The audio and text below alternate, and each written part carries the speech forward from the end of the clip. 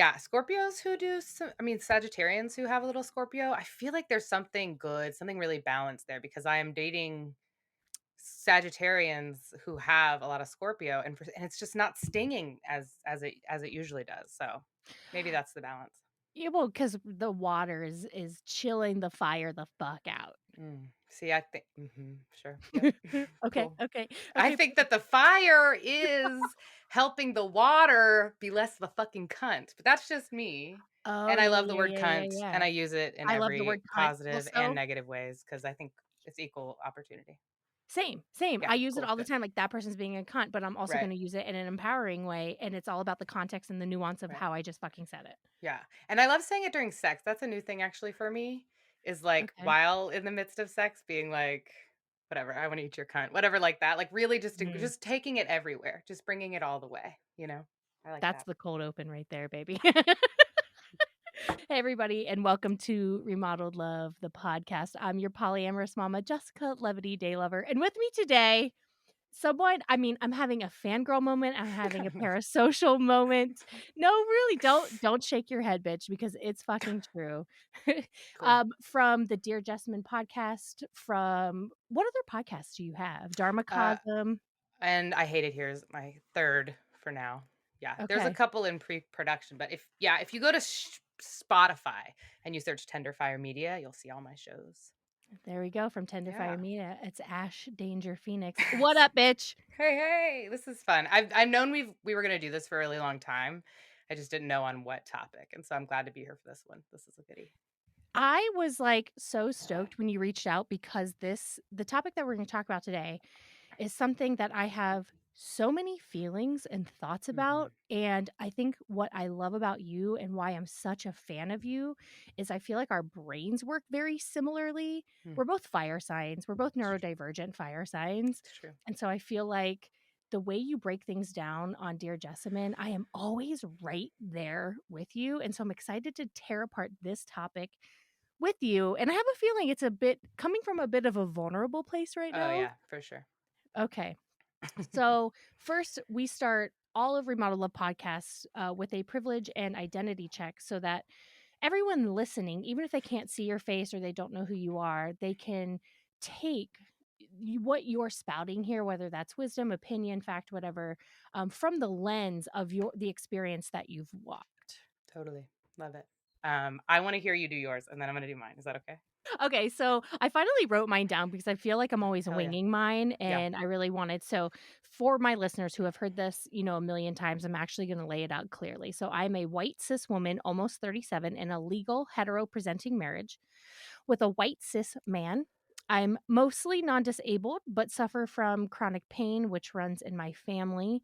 I'm autistic and neurodivergent. I'm a reluctant demisexual who desires to be a slut. I'm also bisexual.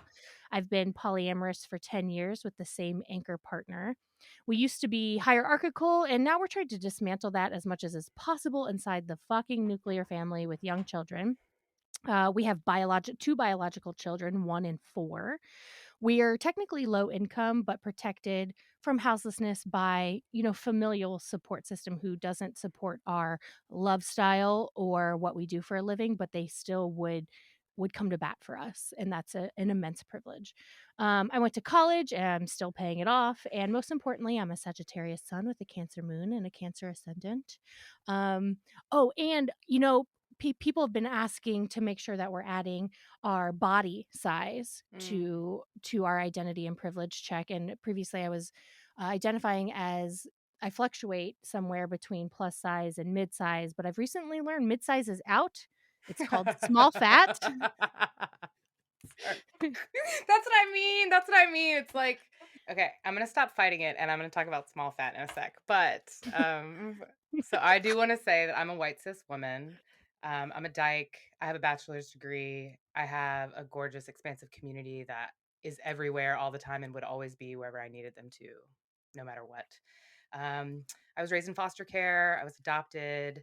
Um, that shit feels like it comes up a lot, even if I don't notice it. Um, I'm an Aries sun, uh, Virgo rising, and a reluctant Gemini moon. Um, And I'm queer, which feels like a privilege. I Uh, fuck yes. I'm poly. I've been poly for 16 years, which feels also like a privilege. I podcast, which I like. I'm jobless right now. If anybody needs to hire a podcaster, an editor, a videographer, a cute, small, fat, homosexual, hire me. That's time is now. Um, yeah, I've got 4 partners, which sometimes feels like a privilege. And yeah, I'm looking for a job. That's my check-in. I love it. Now tell me, oh, first of all, tabling this, how Mhm. you feel about Scorpios is all how I feel about Geminis.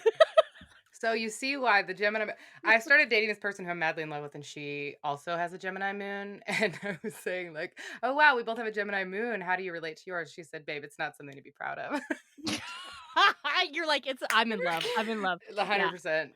Having Absolutely. the same moon as a partner, me and my husband have the same moon, and Hell I'm yeah. like, "Oh, just fucking game changer." Yeah. Anyway, Me and mm, Jessamyn are both Virgo rising, and it makes our work together amazing for I sure. absolutely can see that.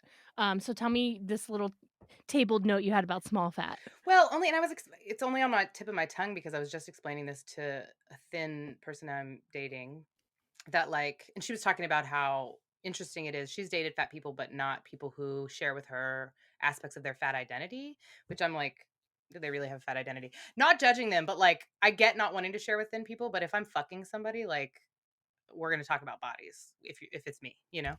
And so yeah, there's nothing to be ashamed of either. Like it's there's nothing we're different, but there's nothing different in a way that I can't talk about, I guess. Mm, But I was talking about how one time I was hanging out with these fat people. Well, I was working for them, which does change the dynamic just a little bit. But and we were talking about fatness and I was talking about being fat and this one was like, "But you're like chubby, right?" And I was like as an identity, I'm fat. I don't know, chubby. I don't know what you mean, you know? And they're like, "Well, you're like small fat, like you're not like super fat or like, you know what I mean? You're not like whatever." And I was just like, bruh, tell the middle school haters how unfat I am, bro. Like, that's not, tell everybody who has like disconnected from me on a dating app when they see like a body shot. I'm like, fuck you. Like, I'm fat and that's how it is. And I get that, like, I don't live with the same limitations that a lot of people who are bigger than me do, but like, mhm, I fear I fear why we're doing that to each other. Like, I don't ever wanna mm, tell anybody about their own identity. For instance, here's a great fat thing. I have friends who've lost hundreds of pounds, right? And so they're in this category visually of thinness, but they have fat parents and fat sisters, and they live fat their whole lives, and they're now it's straddling this identity that means like they're not fat categorically. However, like they still live with and experience and have memories of and whatever the same things that they used to. And when they show up, it's a privilege. Don't get me wrong. Like they're seen differently in the world, and that's important. But their identity internally hasn't necessarily shifted in the ways that people want them to or need them to for their own satisfaction. And I'm like, leave people's identities alone. I just don't even have time. My thing is I need to be worrying about my fatness and where I'm putting it and you know what I mean, who's engaging with it or not. And so it's really what this episode is about for me. This breaking up is hard to do thing cuz it's like there's so much that I need to be worrying about on my end that like mm, I can't be telling other people about themselves and be in my integrity at the same time. mm. So I feel that way about small fat. Even though And I'm a you and small fat at the same time. I feel like you and Jessamyn talk a lot on Dear Jessamyn about just keeping your eyes on your own mat, you know? Yeah, And totally. I love that, and, you know, she said in her book, "There ain't nothing I need to say to somebody else that I don't need to say to my damn self." That's That's like a right. fucking life motto for me. I think in general, and we could end this here. I think in general, I try to maintain this humility that causes me to likely overcorrect a little bit Mhm. when somebody from a lesser privileged or a That's a more judgment. marginalized identity. Yeah. Sorry to interrupt. But so when somebody with a more marginalized identity slides into my DMs or sends an email saying, "I listened to your show," or "I took in this piece of content and it rubbed me the wrong way as someone Mhm. with a more marginalized identity that you were identifying XYZ," I just try to listen Mhm. and then try to incorporate, and sometimes I can overcorrect and then I end up going too far the other direction, and I think mainly my thing in life is just to know how to be wrong. And so I'm Mm, like, yes. Okay. grace. Yeah. I love Amen. Okay. So it. perfect transition. Beautiful. So the way this happened is I was going through my notes app and I found this breakup letter that I wrote in 2016. And sometimes do you ever look at a piece of writing and you're like, I wrote that? Yes. Yeah. Yes.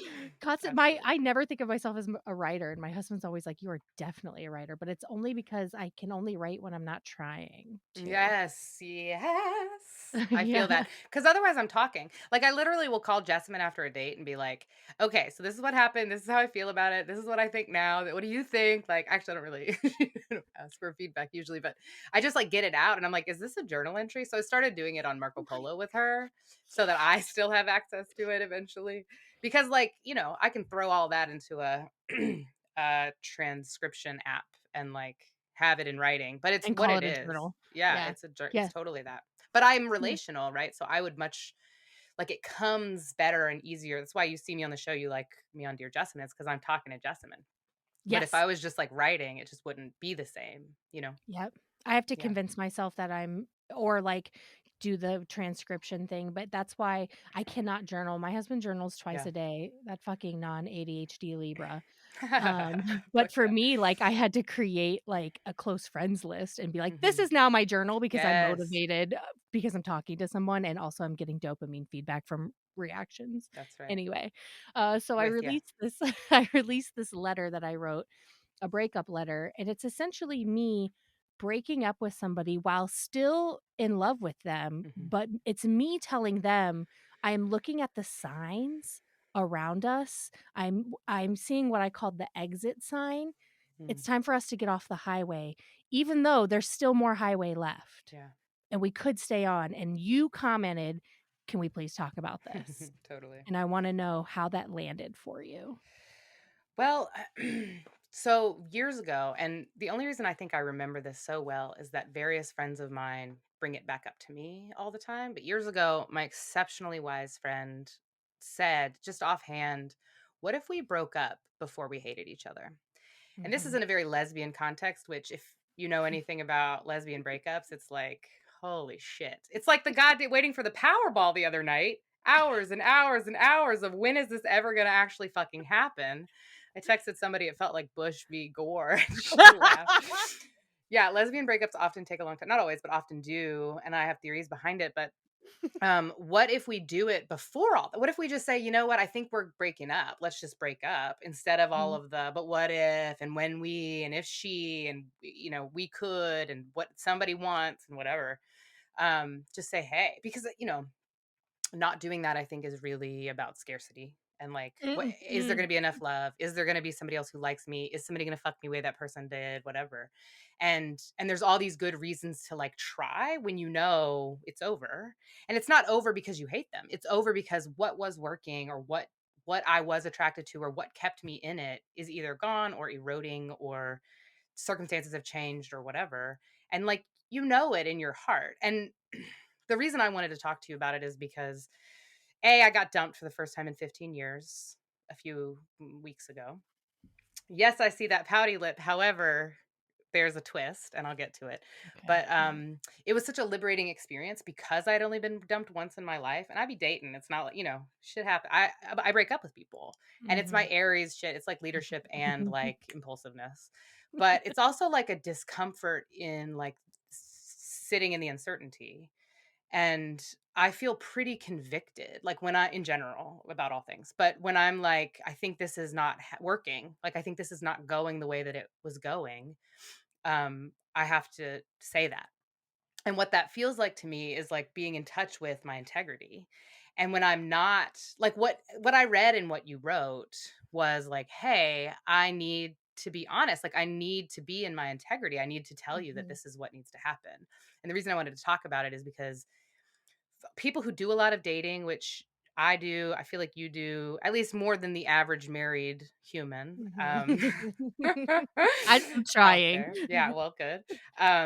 I feel like this is such an important thing to be very clear about. Like, I go to the gym every day. I have a routine. I know how to stretch before I run. If I don't, I pull something, whatever. Right. And similarly, I feel like knowing how to break up well is something that going into dating, we should have a way better handle on. And I'm not saying I'm telling people how to be. I need to get better at breaking up with people if I'm going to be doing all the dating I'm doing. And it's been a crash course this summer since I moved out of my primary partner's house, our house, whatever, into an apartment in the next town over. I feel like I've just been dating a lot more because it's just what happens. And casually, and even in casual situations, ghosting isn't an option for me. Now, I've heard people recently sort of talk about ghosting in a way that they're like, yeah, I'm just not fucking doing the whole emotional rigmarole for like a Tinder date that I went on once, we didn't kiss. I'm like, I feel you, and it's not in my integrity to just not say anything to somebody, because I wouldn't like somebody to do that to me. Some people are like, "Oh, thank God they haven't called me. I'm so happy. Let's just leave it at that." That's not me. So to be in my integrity, I would need to not ghost people. And so that means I have to get good at this, especially if I want the riches of having so many people who are excited about kissing me. You know what I mean? Like, I feel like there's a responsibility that goes along with that. It feels like a real gift. And so that's the reason I reached out, because I was just like, "Oh, this is so juicy and so happening right now in my life, like all the time." I think I probably broke up with somebody that day is actually what happened. Do you know what I mean? And it's not broke up with like a long-term partnership. It's literally like, we've been on several dates. I like you as a human. Either I'm not hot for you, or what you bring doesn't jive with what else I'm doing. And that Mhm. is so important and so not personal, that I need to be really good at whatever I wanna say about that, if I'm gonna be out here dating like this. And so I thought you would have good perspective, and I wanted to chat with you about it. Oh my god, I'm so excited, and there's so Cool. many directions that I wanna go in from that. I think one of the things that polyamory has taught me is how to get good at breakups, Yeah, because it's a numbers game. You're literally just gonna do a lot of them, yeah. and I think men get ghosted. I don't know. I just know that my husband gets ghosted a lot more than I do, Interesting. and Oh, I ghost he men. Sorry to s yes. I sorry. Wow, I'm glad you said that. That's a piece I need to think about more. Go ahead. and, he's uncomfortable with telling people the truth or just laying it out so bluntly, but what he has found is that every time he's done it, when he's ending it, is the other person is always grateful. Yeah, that's right. And so even in the moment, I think I might go through some rejection sensitivity on my end of the phone, or I might be salty, but I'm always going to be thankful ultimately. Give me 30 seconds. And I'm Yeah. with you on that Aries shit. I'm a people pleaser Sagittarius, Yes. so I'm a little bit at war with myself. Mhm. Um, and just being low on spoons, and I think Yeah. I need to be better about knowing my bandwidth before I start talking to people. For me, it's not ghosting if we have not gone out yet. Mhm. Um, Interesting. we because I do start a lot of conversations that, like, then my both of my kids get sick, and Mhm. it's 3 weeks later, and I literally didn't even know that it's been Oh 3 weeks. I went my into a god. dark hole. This happened to me the other day, maybe a couple weeks ago. I was like texting with somebody off Tinder or whatever. This is before I like cemented my like four solid, very regular dates who I see all the time and have like, I feel like a lot of responsibility to. But I was texting with this person, and like they said, we were just chatting, whatever. And they said something about like, I think they were sensitive. It's okay. But I was like, to this, I was like, oh, I was saying what I do for work. I was like, what do you do for work? And they're like, oh, I'm a full-time sex worker. I was like, cool. I'm sure we said one or two other things. My life got busy. I had other shit to do. You know what I mean? Like, I'm full time looking for a job, which like takes all of my fucking energy. It's like selling yourself. That is just not I don't care for it. I know how good I am. You should too, by looking at me, and like, let's call it a day. So it's like hard. It's like an emotional like vulnerability that I'm not accustomed to, and I don't prefer it. But I'm just beat at the end of the day. I'm not trying to like meet new people. And the question has been posed, why do I keep my profiles up? I'm like, because it's not your business, number one. And number two, get out of my face. But anyway, so this person was like, yeah, I'm a sex worker. And I was like, neat, whatever, moving on. That is like I mean, it's not the least interesting thing, but I'm like, I don't care. I mean, I do podcasts. Great. Nice to meet you. And then they texted me back maybe like 5 or 6 days later. And they were like, oh, actually, you know what's crazy is I had a text that I was like had written, and just I didn't send it. Either I didn't, or I forgot to, or it didn't send, or I thought it did, whatever. But I got this text from them that was like, it's really fucked up to ghost somebody after they tell you they're a sex worker. I'm like, Mhm. first of all, I don't really ghost. So I'm sorry that that feels that way. And they were like, they said something like, don't write back. And so I took a few hours because I was like, so this is kind of a small community. I live in Oakland, like, anywhere can be a small queer community if you really put your mind to it. But it feels like a small queer community. I was like, I want to run into this person at a party, and they're gonna be like, "Oh, there's that stupid bitch who ghosted me." I'm like, I don't ghost. Like, it's just not something I feel appropriate. Like, it doesn't go with my identity at all. So I was like, I know you said don't write back. So at the risk of sounding, or at the risk of being disrespectful, I just want to say it wasn't my intention to ghost you. I'm sure I got really busy. I'm really sorry that we had like a mismatch in like the level of intensity or something, but I didn't Mhm. think that we were talking in a way that not talking would feel as Mhm. badly as it seems to have for you, and I'm sorry about that. And I wish you very well, and I think they blocked me. I mean, there's no there's no response, but I was just like, I've never been accused of ghosting before, and it really, this is what I mean, doing all this dating, like, I can't be not sending texts back if I don't want to talk to somebody, and then I don't want to seem like a ghoster. I got to say, "Hey, I'm going to stop talking to you now," or something. But yeah, it Yeah. feels important to me to not be seen that way for some reason. Maybe I should unpack that. Definitely. And just like the not being in control of the identity Right. that someone sees you as for sure. Yeah, I think it's hard. That person's obviously sensitive to that. I have a partner who often gets ghosts after they disclose their HSV status. Mhm. And it's so obvious that that's what it is. And so I Yeah. imagine that the sex worker's like so used to that it's just Yeah, damn. okay. Do you ever feel like okay, because I want to take personal responsibility for all of my own fuckery and all the Mhm. unloving behavior and mistakes that I make and like even when it's an accident and Yeah, I didn't know 3 weeks went by. Do you ever feel like the universe is just using you to manifest someone else's insecurity? absolutely. Like, that person Abso-fucking-lutely. obviously has a belief that they get ghosted after they reveal that. You Yeah, honestly don't care, but you just right. happen it's like they manifested that. And I'm Mhm. not saying you're not responsible for your behavior. It's just like You're sometimes absolutely I'm like, right. "God damn it. I didn't No, do it's that." interesting too. I love that, perspective because there is, I think, I follow this concept of the 15 commitments of conscious leadership. The first commitment being committing to taking 100% responsibility for Yes. myself. And, Yep. I feel like I love what you're saying because I'm like, I've been done unjustly. I feel like this person, you don't know the real me and you need to know. And I was just having this argument with my sister actually about, not being your responsibility. Like you know what I mean? Proving to somebody how good Yeah. you are on planet Earth is really not what this is all about. But just proving that to yourself, I feel like day to day might be. And like doing the things that make that, possible to believe, I feel like might be. But yeah, good call. Wow, I'm having a different experience of that person now, and I appreciate perspective you've offered there. Because Oh yeah, my that god. I they're love sensitive talking because they're with hurting, and like I don't Yeah. need to like demand that they see me a certain way. I don't fucking care. I know who I am. Yes, and the more that you know who you are, the less that affects you. I have a, Totally. how to be wrong coach mentor. Mm, And mhm. what they would have told me in that situation is, I can absolutely see why you feel that way. I did completely stop talking to you after you revealed that. I hope that it has nothing to do with you or what Yeah, you said, but I can absolutely see how that landed in your world, and yeah, I'm really sorry, and in the future, I would disconnect with let you know that I would be disconnecting yeah. before just accidentally Mm. forgetting, blah, blah, blah. Well, if I've gotten Uh nothing else out of this day, I appreciate that expansiveness in my perspective. Thank you.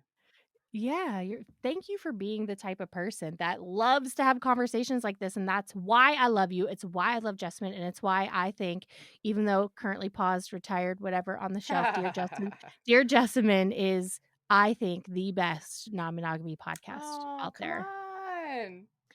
For real, because it is so vulnerable, and the way y'all Mm, talk to each other is so, like, subconsciously, informative to mm. people How do you mean?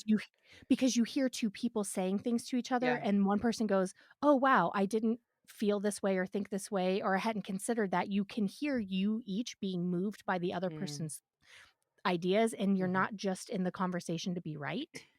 Sometimes Well, it starts that way. I don't believe in right and wrong, and so it fucks with that paradigm a lot in a good way for she and I for sure. Well, what you hear is 2 people genuinely relating, Yeah, totally. Well, and she's a genius, and I'm madly in love with her, so I'm sure yeah, that's so why. Actually heading I wanna veer that way. So right now we're Yeah. kinda talking about mini breakups, like or let's call them low stakes breakups, like Yeah. ghosting, Yeah. right? But kinda what led us to this conversation are the fucking brutal, I feel like I'm dying breakups. Yeah. And I wanna toss out 2 metaphors that I used in the caption of that post because I know I'm gonna reference them. 'em. I'm a Cool. metaphor whore. A meta whore. Metaphor. Um, Yeah, I love it. metaphor whore. So the first one is the highway one. So, like, you're on the highway, that's your relationship, and you see the signs, some things start to happen, you're like, "Ooh, exit 5 miles ahead." And if you have anxious attachment Mm. or, trauma, you're gonna cling. And actually, the notice of the 5-mile exit ahead is actually gonna make you do things you wouldn't have done had you not seen that. That's right. Yeah, and then you have an opportunity, the exit passes, that's, where the dharma was for you to break up. Mm. And you miss it, but that's fine, we're all human, and so you get off at the next exit, you turn around, or if you continue to cling, next thing you know, the highway ends, you're overturned off of a ledge, and you have so much more work to do to get back because you didn't let go when you were supposed to. Mm. And my other metaphor is expired food. So you see the expiration date and you're like, but there's still sour cream left in the tub. Like I still love the sex is still good. Mhm. Why is the sex still good? Yeah. And then next thing you know, I mean, the longer that sour cream stays in that fridge past its expiration date, it just gets more sour and it's going to make you sick. That's right. So those are my 2 metaphors. And I feel like with polyamory, it's just this fucking roller coaster ride where we are just falling in love and we're on the highway. We've got the Mhm. sour cream, all the metaphors. And it's just like, I'm in love with you. The sex is good, but for some fucking reason, this isn't working. Yeah. And it requires 2 conscious people because if you have any type of push pull dynamic Yeah. or any type of codependent game playing going on, Yeah. it's just going to be impossible to do that work. Yeah, I mean, I think that I may speak in like intentionally fewer like absolutes than what I'm hearing you say, and I do that like intentionally. Like I said, I've been working on that for years, and it's because it just fucks with my that roller coaster idea. Like it like makes that so much more intense, and the codependent game playing and stuff like that. So like I don't know that it's impossible. I don't know that it's like and the other thing about breakups, and again, my boo said to me the other day that I'm a multi-generational lesbian just based on some of the ways I was talking about different because I was adopted by lesbians and so I was already a lesbian, I was adopted by lesbians. I know a lot of about lesbian culture. I love lesbianism. She also said they don't make dykes anymore, which I'm like, why? But I think she's right. It's like a really old guard like way to be. I'm other things too. I'm queer, I'm gay, I'm bisexual, I'm all these things, but I'm a lesbian. And I don't think it has to be so intense all the time. And that doesn't, I don't think, have to take from the intensity of the connection either. And I think that de-escalation is this really interesting and very hard to practice, very principled way of reassessing relationships. So earlier when I said I got dumped, I did. I got dumped by this person who we were calling each other girlfriends. We had been, which is like not partner in her world, not partner and like not lover and like not date, but like girlfriend is somewhere close to partner, but like whatever. And so that had happened over the course of the summer, and we'd known each other like over a decade in the world, but we started dating and it was really intense and really amazing and magical. And we were girlfriends. And then she was just like one day, it was after Folsom Street Fair, which I don't know if you know anything about Folsom, but it's like this kink party basically in Mhm. San Francisco. And we got home and she was just like, we were on mushrooms, which was a horrible part of the story for me. And she just sat me down. She was like, look, something's not right. And I was like, whoa, I really wish I wasn't on mushrooms. She was like, yeah, I mean, I don't know what to tell you. Like, I really don't know what to tell you. There's no more words, but then something's not right. And I was like, you know what's fucked up about this is that I'm high right now. And when I come down from the mushrooms, my reality as it was is not going to be the reality that it will be. And she was Mm. like, because we were girlfriends 15 minutes ago and now we're not. And I was like, yeah. And so that felt super clear to me. I haven't been dumped since I was 18. I got dumped by an Aries, which almost doesn't even feel like being dumped. It's like such a sweet gift. She's such a dear person in my life. But I was 18 and it made sense to get dumped then. And I was like, never again. So getting dumped after Folsom, I was like, okay, I think the protocol here is like just don't talk to that person, take their picture down off my wall, like try and figure out how to just like be okay with this. And that's not her. She's not used to that. She's used to people being really clingy and like coming back and be like, but let's make it work. And don't you Mhm. think that we can whatever? And I was like, I will never do that. That's just, there's a dignity thing that I just simply, even if I want to and need to, I'm telling my journal, all my friends know everything, I would never go back to that person. In part because if a femme offers me a boundary, that's the law of the land. If a femme offers a boundary, period, that's the end of any questions being asked. And it sucks because I want to fight and be like, but we have all these amazing whatever. And so principally, I can save myself from, you know what I mean? Like the pain of that going back or whatever, because a femme offered me a boundary and it feels like an offering, it feels like a gift. I can just live with the truth of we are not girlfriends anymore. And what happened, I think, in the space that was made in my reflection and just our sweetness, our closeness was that we still date. We date now. We have a standing Wednesday. And so 3 days after she dumped me, she was like, "But are we still gonna?" Gay. Gay. That's right. Thank you. Yes, please. She was like, "Do you think on Wednesday morning?" She was like, "Hey, do you think we could still keep our Wednesday for today and just like check in? I'd love to know how you've been the last few days." And I'm like, "Sure, whatever." And so in the past 3 days, what I had been doing was, like, recognizing that it's true that I think we didn't have the foundation necessary for us to be building in a way that is called girlfriends, that we are not building a future with each other, but we're really enjoying each other's company, the sex is bomb, like, we live pretty close to each other, and all these things together, like, you can't make an old friend, and she's essentially an old friend, and I mean, the sex is great. Like I can't even. So being able to adjust our expectations of each other meant that we could still have something. And that's all that whole process is called de-escalation. And it requires that both of us get really clear what we want and what we don't want, and then share that with each other in a way that's vulnerable and transparent. And sometimes that can be really scary. She was really nervous that I was going to have like I have anxious attachment. So she was nervous that I was gonna have, like, a really intense time with the news, and I was just like I did have an intense time with the news by myself in my bed, wear, like, her sweater, I'm, like, sniffing it, and I'm like, "But don't you still love me? Is anybody gonna love me?" And it does help that I have other partners who do very much love me and don't have complicated feelings about showing that, because like, takes some of the wind out of the sails of, like, I'm a worthless piece of shit who will never have friends anymore or something like that. And it gives me so much more to work with when I'm like coming back to the Wednesday night and being like, I don't need to kiss you. I don't need to, you know what I mean? And like, what it actually did, she's a Taurus, fucking stubborn ass. What it did was it gave her an opportunity. There was space, right? There was Yeah, space. And she talks about this where in partnerships of hers, people have talked about being a burden or feeling like a burden, being worried they're a burden. And what she said to me when I said that once was, that gives me no space to be anything because I have to reassure you, even when sometimes you're being a fucking burden. And not a burden like I can't carry it, but a burden like what are you offering also? Like I'm offering this support or whatever. What are you bringing to this dynamic as as equal partners? Mhm. And there's no space for her to be whatever when I'm talking about being a burden.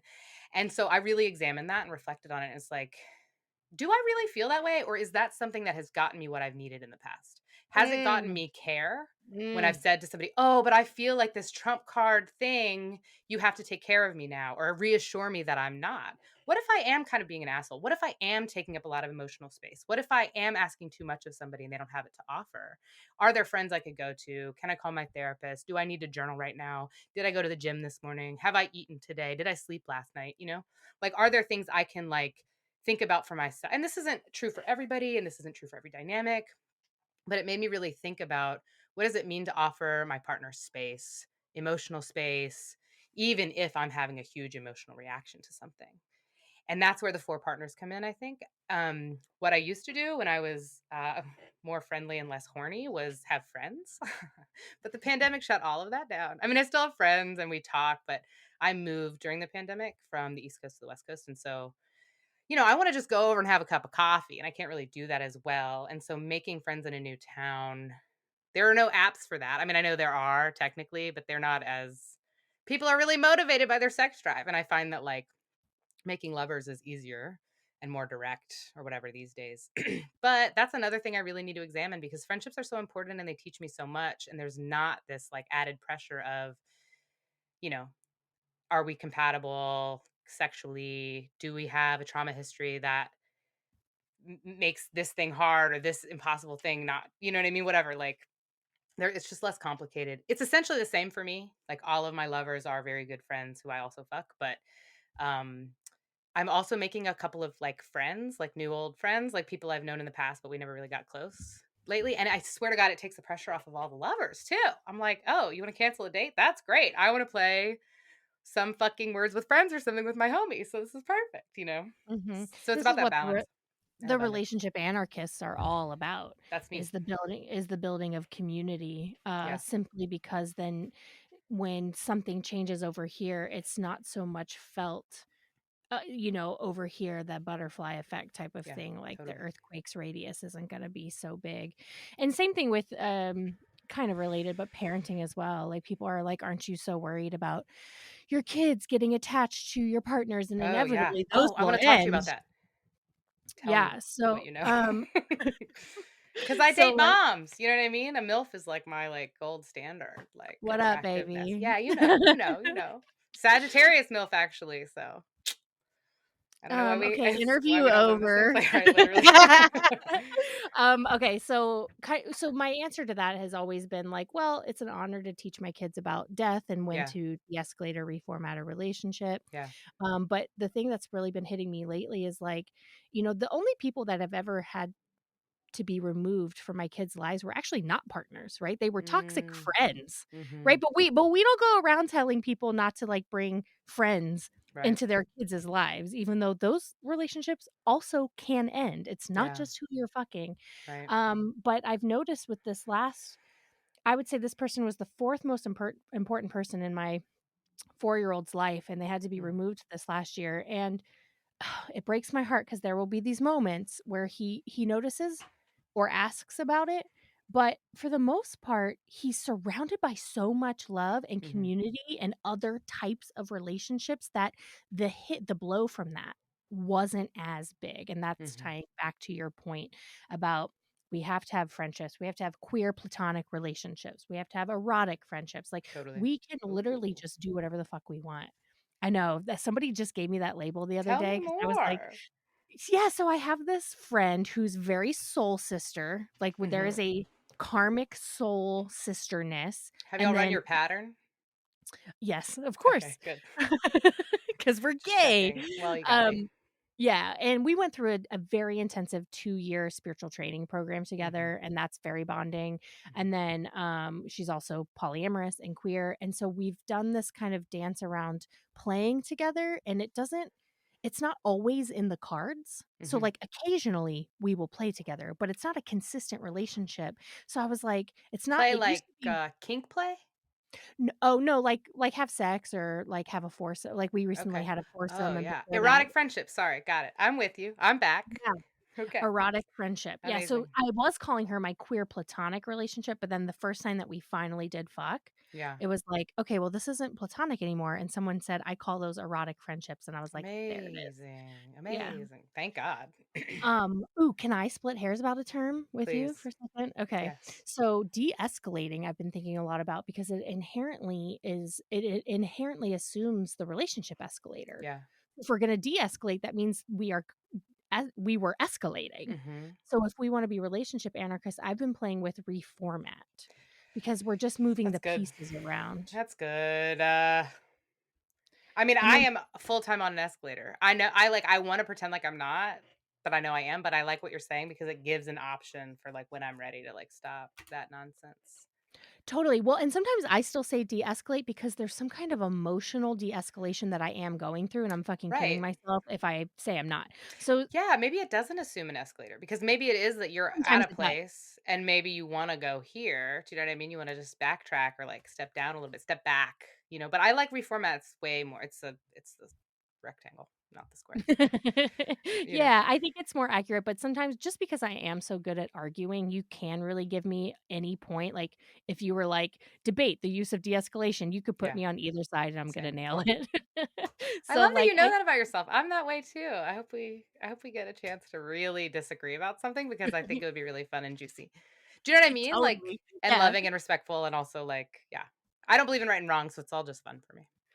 and I need to remember to be less binary in my thinking. I think Mm. being an autistic Sagittarius, Enneagram 8, 3rd child, 8, leads the family. fascinating. 8. I'm a 2. So like See, I'm and I gonna love 2s. All of you my have to. partners are 2s. All Yeah. my partners are 8s. Well, Jessamyn's not, but That's so funny. Okay. All right. I have 2 other thoughts I'm keeping in my head. okay. One thing is I think the beautiful thing about polyamory that really allows me to lean into reformatting, breakups, de-escalating, whatever, Mhm. is that you can always pick back up. So in Yeah. monogamy, there's this fear of I feel like we need to break up, but what if I'm wrong and it's just shit Mm. I need to work on, but then I break up with them and then they go find a new partner and then I realize I was wrong, Mhm. I can't get back together with them. Well, I think what happens in what you're saying though, for me, something came up just in me as you were talking about like that it doesn't it can't be so flippant. And I know that I'm impulsive and so that is part of because I've definitely had post breakup sex. I've definitely had like back in like it's not even more monogamous times in my life because I've known I'm poly forever. But there are just eras where or partners who or regions, frankly. I mean, living in the South, sometimes it's tricky to not live in scarcity because they're just not hot queers who have good politics. They're just not around. And if they are, y'all have been friends for too long and they dated three of your exes and you're just not trying to go there. You like know too much. You know what I mean? It's just not, they're not hot to you, but Conflict of you're interest. homies. Yeah, totally. So living here, I feel like there's this sort of smorgasbord of like, um, it's easier to believe, right? That like if I break up with somebody and later I'm like, dang, I got my shit together in a different way, or this thing that was bugging me about them wouldn't bug me now because of this other thing I learned, whatever. Um, it's kind of like I don't know. There's just more people and personalities and excitement to choose from. It's not to say that people are interchangeable so much as like I can be bummed that somebody doesn't like me the way I like them anymore, or that like our relationship has shifted in a way that we're not doing the same things, but like there's just so much to explore and learn about myself in relationship with so many kinds of people here that I feel like that desperation that is so true and has been so true in a lot of my life around like, but I can't break up with her because if I do, then I won't have something, something, something. It's like that is just sort of less, I don't know, scary here or something because it's like, yeah, I would like to still see that person, but there's so many other people who are going to teach me so many other things about myself that like I can mourn it, but it's not so precious as it was. And I think that's where I need to be. I mean, especially because I do have on the note of the privilege check, there are people who bring me so much joy and fill up my time and bring me flowers and you know what I mean, like make me feel really good in my life. And I if somebody else, again, if somebody gives me a boundary or somebody's like not trying to do it anymore, it can be okay. It can be more okay than it can in North Carolina. You know what I mean? Or something like that. Feel more okay. Yeah. I don't know if that was like a counterpoint because I agreed to everything that you just said. Well, I was just saying like it takes the pressure off because versus monogamy.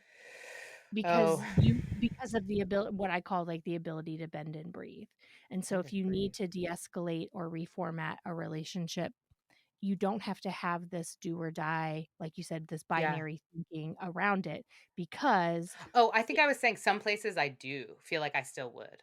Oh, I see what you're Yeah. saying. Yeah. Yeah. Yeah. Maybe But that's what I was yeah, trying to and say. kinda back to scarcity mindset, Yeah. because I always think that too. There's so many content creators who are like, "Scarcity mindset." I'm like, "Bitch, that is real." It's real. Scarcity is absolutely real, and the more marginalized your Yep. identity is, and the more rural or conservative of a place you live, That's that right. shit gets so real, and you might cling to a relationship because 'cause you're like, "No, you are Absolutely. the only other queer poly person in the next 200 miles." That's right.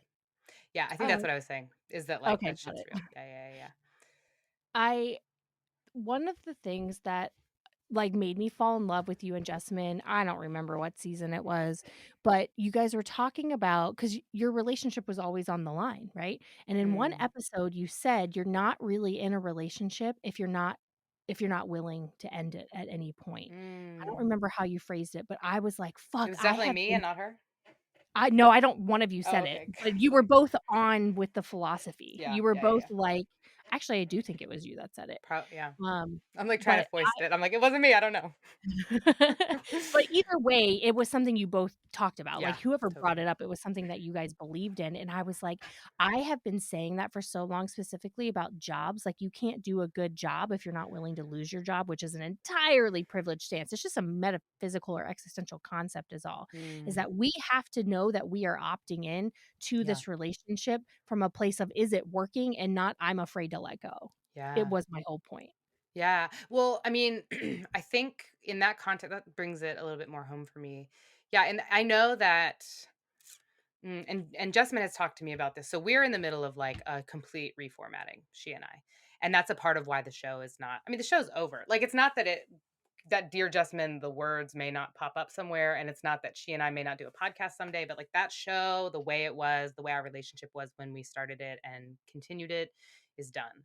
And like I'm saying it that way because I need to. I need to for me, you know. But she and I are definitely like trying to figure out what it means that we stopped working together completely, which we were doing so many projects together. Um, we stopped working together completely because we needed to for our mental health, both of us.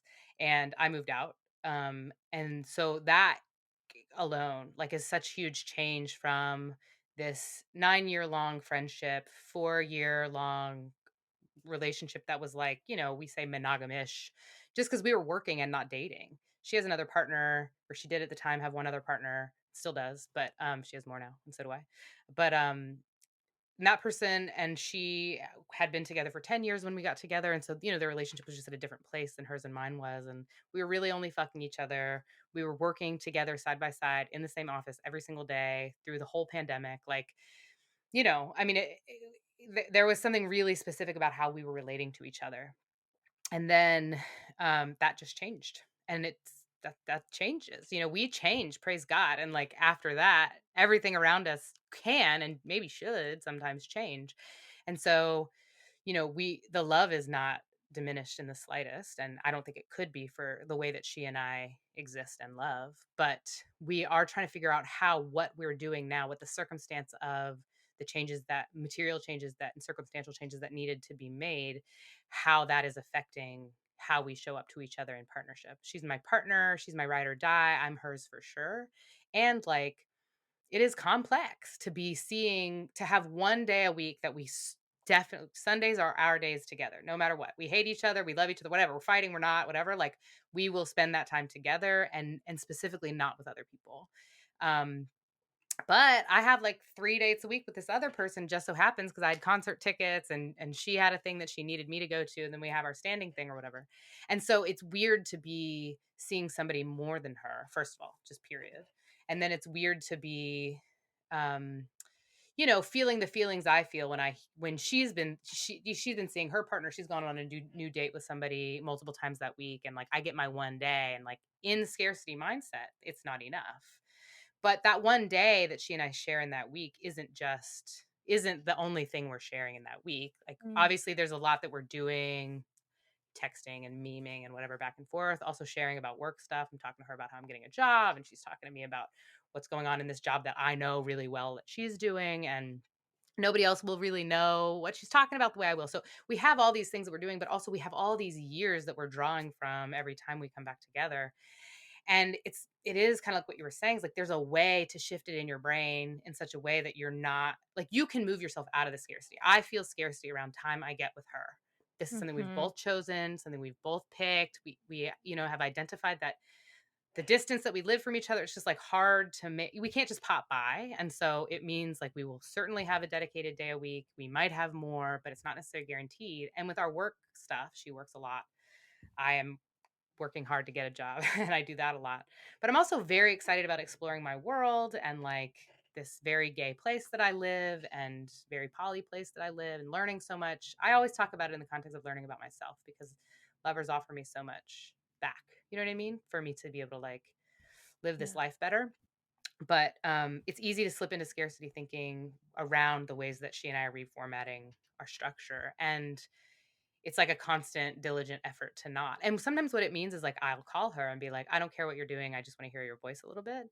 And that helps. Like it fills up the cup, you know? And sometimes it's like I can just relax into or like look at her picture from when she was in college. You know what I mean? That's like on my whatever wall here and be like, oh, I've known her for a long time. We have this several years of relating that we've done that I can like just use to like hold myself over, tide myself over, you know, somebody I love loves me and like we are good. Because I do have this like it's not by choice. I have anxious attachment. Like I get scared in ways that other people don't totally understand about stuff that I can eventually say to myself probably I didn't need to be scared about. But like it just is. And so working with what is means I do have tools around like restructuring how I'm feeling about something or how I'm thinking about something in order to like we are very much in love. I think that's kind of the point is that we are not breaking up, but we are reformatting in a way that can work for our lifestyles better.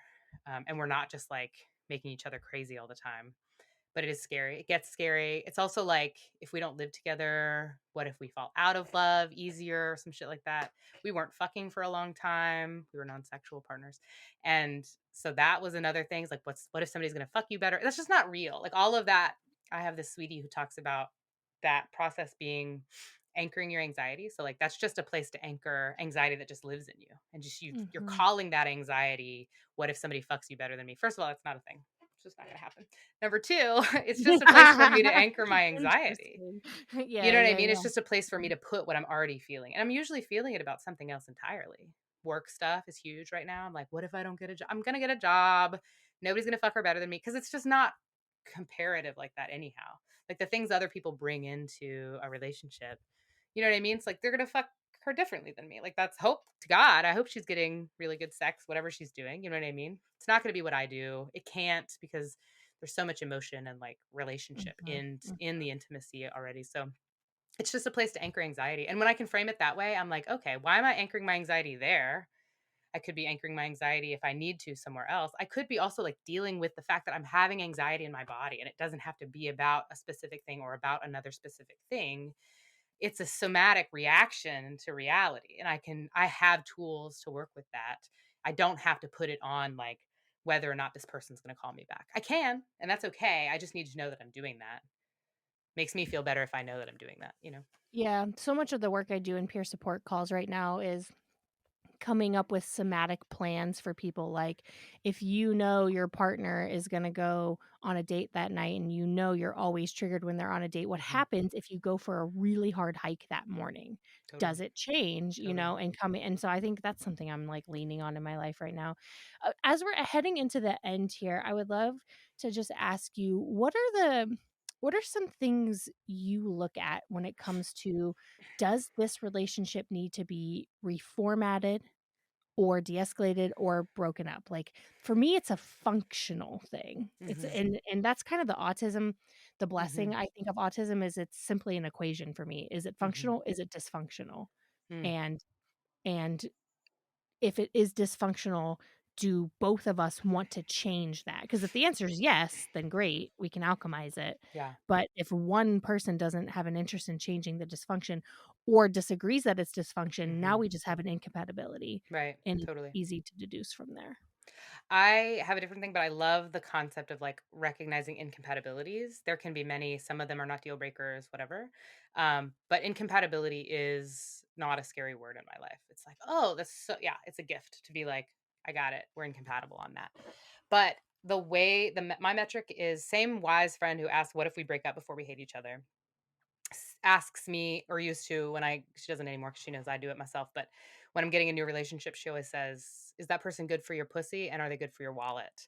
And so I think over the years that measure has changed for me. Like at first, I was like, "Right, do they make me pay for everything? Like, am I feeling the economic strain of being in this relationship or not?" And obviously, they fuck me good. But I think what I've taken it to mean, what I've like expanded it to is like, does this person bring resources into my life, emotional, financial, maybe whatever? Like, are they good for me in this way that they are bringing an abundance to me with their presence or with what they do? And then are they open to, interested in like the all of the erotic, but also the emotional? Like, are they good for my physical body, but are they also good for, do they do good things to my physical body, do things I like and want to my physical body, but also like, do I feel good inside of myself around them? And that can just be easy. There's a lot of people, there's somebody I'm dating right now who I get really nervous and anxious and whatever when I'm around it. It's something I need to think about because did I go for do I want to be around that person enough that I will work with what is going on in my physical body? And the fact is they're judgmental. Some people are, some people aren't as much, or don't, you don't see it as much, whatever. And it gives me anxiety. But am I taking on the shit that they think or that they do? Is that Mhm. my work? Can I handle doing that? Does it mean I need to run harder or go on a harder hike that day if I really want to hang out with them?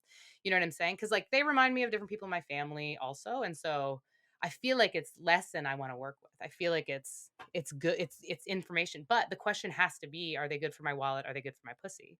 And that's how I decide to bring it home. That's how I decide whether or not I want to keep going in a relationship. If there are more things in those questions that I'm asking, like if this person who gives me a lot of anxiety, if it stops being something I feel like I can work with, if it starts to just feel like I'm like my body, my pussy, like is not, they're not good for me in that way, then I will start exploring what it's like to not date them anymore. But yeah, I have to complicate that a little bit just because that's who I am. But yeah, are they good for my pussy? Are they good for my wallet? It's just an easy one to remember for me. And for me, are they good for my emotional pussy? That's the Well, that's I mean, demisexual slut in me. I Yeah, put that in totally. the pussy category for sure. Yeah, totally, right, Yeah. especially as a demisexual, for me, they go hand in hand. I think, my what I wanna leave this on is something I've started doing on first dates, is asking folks to tell me about their last breakup or a significant Mm, breakup. Um, and early on in a relationship, as I notice that it's what I would actually call escalating as far as emotionally mhm, escalating, I ask if they're willing to come up with a breakup plan with me, and mm. sometimes folks will call it morbid, and that's a red flag for me because I Yeah, don't think it's totally. morbid at all. I unless they like Well, morbid things, if you get but I'm into morbidity, I mean, I think we're terrified of death, right, in general, in this yeah. culture, and I think Yep.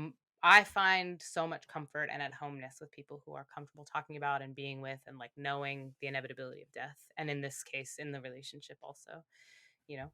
So I'm with you. Yeah, I like making a vow that, like, we will both bring it to the table for Mhm, discussion should we see the exit sign mhm. and, negotiate from there. I really like being in conscious relationship with folks who don't just hide things until it's too late because Totally. I'm all about staying in the room and fixing shit when we both desire to. So, Totally. There's nothing like continuing to date and fuck somebody who's already dumped you because the pressure's totally off. You know what I mean? When we disagree, I'm like, "You wanna dump me again? Because I could just go," you know?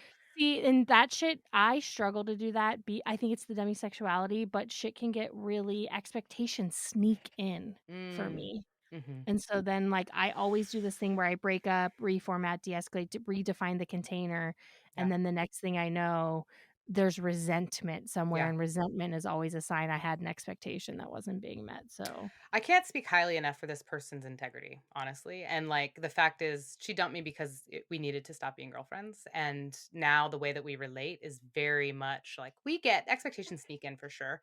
I'll see it happening for her and I'll slightly adjust my shit. She'll see it happening for me. She'll slightly adjust her shit. We also are women who have hormone cycles and that shit changes. Sometimes you want to be cuddled more.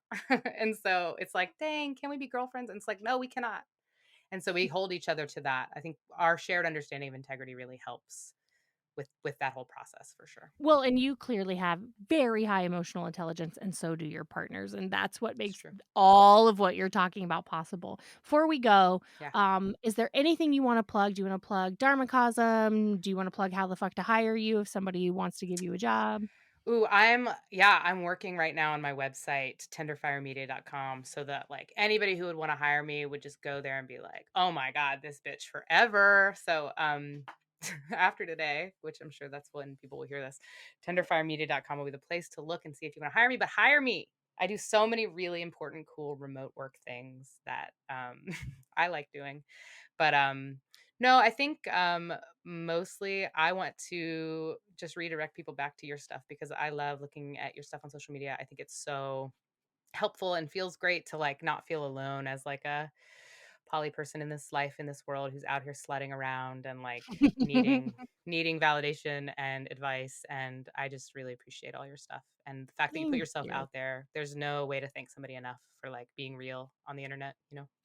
Man, thank you so much. Yeah, hey, if you want to support the show, you can join our Patreon. That's the best way you can help us. You can buy our book, and you can share every single thing that we make with all of your friends. That's all. Nice, love it. Thanks Okay. so much again for having me. It's been a I hope blast. that this is just the first of many. Hey, I'm here for it. I mean, we can do like a whole we can have our standing monthly check-in too. Okay. Okay, great. You've heard it Sounds here good. first. Keep You us heard it's a honest. date. All right.